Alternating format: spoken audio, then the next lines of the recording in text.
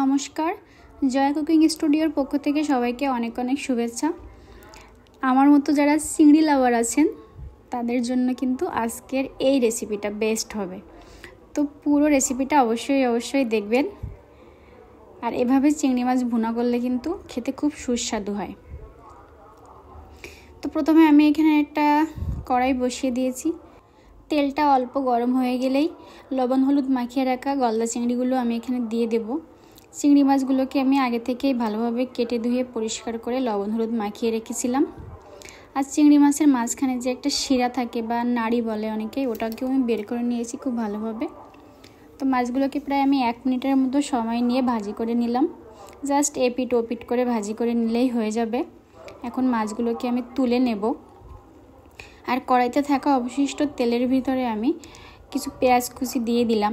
যেহেতু সরিষার তেল, এজন্য বেশি ফেনা হয়। পেঁয়াজটাকে একটু সময় নিয়ে ভাজি করে নেব। প্রায় 1 থেকে 1.5 মিনিট সময় নিয়ে ভাজি করে নিলাম।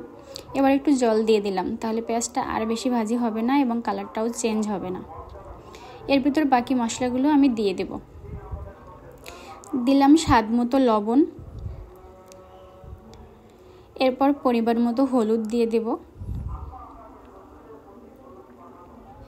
এবার বাকি মশলাগুলো দিয়ে দেব।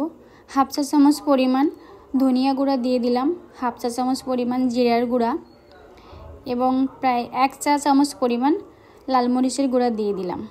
যেহেতু রান্নাটা আমি একটু মিষ্টি করব, তাই আমি এখানে প্রায় 3 চা চামচ পরিমাণ টক মিষ্টি দই নিয়েছি। এভাবে টক মিষ্টি দই দিয়ে ভুনা রান্না করলে কিন্তু স্বাদটা অনেক ভালো আসে। একটা তেজপাতা 2 খণ্ড করে দিয়ে দিলাম। এবার মশলাটা কিছুক্ষণ কষিয়ে নেব। দই দেওয়ার সময় কিন্তু আমি চুলার আঁচটা একদম লো করে রেখেছিলাম, যেন দইটা একদম ফেটে না যায় বা দানা পাকিয়ে না যায়। কিছুক্ষণ কষিয়ে নেওয়ার পর এখন দিয়ে দিলাম 1 চা চামচ পরিমাণ আদা রসুনের বাটা। এরপর মশলাটাকে খুব ভালোভাবে কষিয়ে নেব। এখন চিংড়ি মাছগুলোকে দিয়ে দিলাম। এই মশলার সঙ্গে চিংড়ি মাছগুলোকে প্রায় 2 মিনিট সময় নিয়ে কষিয়ে নেব।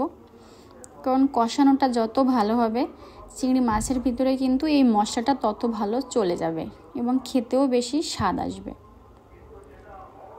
তো কষানো হয়ে গেছে, এবার পরিমাণ মতো জল দিয়ে দিয়েছি।